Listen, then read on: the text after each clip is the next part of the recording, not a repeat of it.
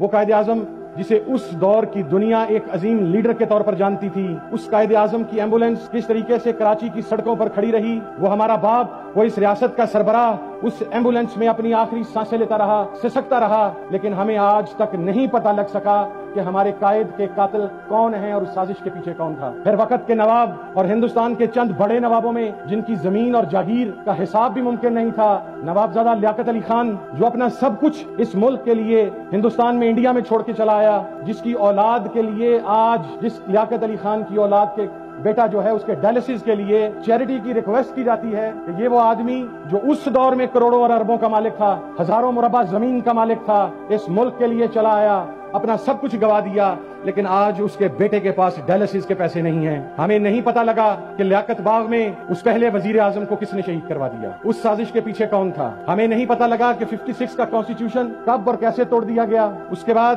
میں اگر فردن کوٹ کروں تو بڑی طویل لسٹ ہوگی، لیکن پھر ایک بندہ آیا جس کے ساتھ ہمارے ڈفرنسز تھے، پولیٹیکل ڈفرنسز تھے، لیکن اس ذوالفقار علی بھٹو کو جب اس نے اینٹی امریکہ نعرہ لگایا، جب اس نے پاکستان کی ایٹمی پاور بننے کی بات کی، تو اس ذوالفقار علی بھٹو کو پھانسی پر چڑھا دیا گیا، اور جن لوگوں نے پھانسی پر چڑھایا کچھ سالوں کے بعد ہماری عدالتوں نے کہا کہ جوڈیشل مرڈر ہو گیا، وہ تو چلا گیا، لیکن جنہوں نے جوڈیشل مرڈر کیا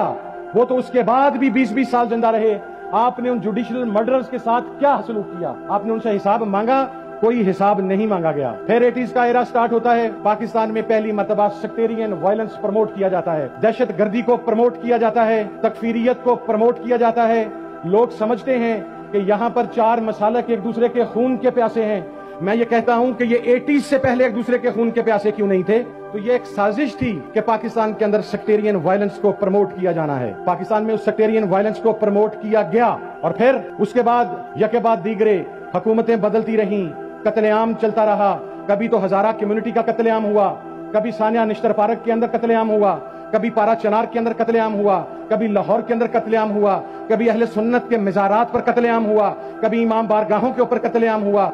غرض یہ کہ کوئی ایسی صورت نہیں بچا رکھی گئی کہ یہ ملک خدا نخواستہ تباہی کی جانب چلا جائے۔ لیکن پھر وہ کون لوگ تھے جو کھڑے ہوئے، جنہوں نے کہا کہ ہاں علمی فقہی اختلافات کے باوجود ہم تکفیریت کے قائل نہیں ہیں، ہم قتل و قتال کے قائل نہیں ہیں، اور وہ نعرہ تکبیر جو مسلمانوں کی شان تھا اور ہے اور قیامت تک رہے گا، ہم اس نعرہ تکبیر کو بنیاد بنا کر کسی مسلمان کا گلا کاٹنے کو حرام سمجھتے ہیں۔ پھر اس کے بعد بے نظیر کو مار دیا گیا، سازش کا پتہ نہیں لگ سکا۔ اس کے بعد وہ لوگ جو ریزسٹنس بلاک سے تعلق رکھتے تھے، جنہوں نے پاکستان میں سیکٹیرین وائلنس کو ختم کرنے کے لیے اپنا کردار ادا کیا، ان کو کسی بم دھماکے میں مار دیا گیا، کو ٹارگٹ کلنگ میں مار دیا گیا، وہ تمام لوگ اس دنیا سے چلے گئے۔ 90,000 پاکستانیوں کا قتل عام کیا گیا۔ پھر یہ ملک یہی ڈیزرو کرتا تھا کہ ادھر کا وزیر داخلہ رانا ثناء اللہ، آپ ابھی اٹھا کر دیکھ لیں، میں کل بھی کہتا تھا وہ قاتل ہے، میں آج بھی کہتا ہوں وہ قاتل ہے، میں کل بھی کہتا رہوں گا کہ وہ قاتل ہے۔ مجھے یہاں کے نظام انصاف پر یقین ہی نہیں ہے، وہ اسے کلین چٹ دے تو بھی میں نہیں مانوں گا کہ وہ قاتل نہیں ہے۔ اس کی وجہ یہ ہے کہ اس کے ثبوت ہم نے دیکھے ہیں، وہ قاتل ہے۔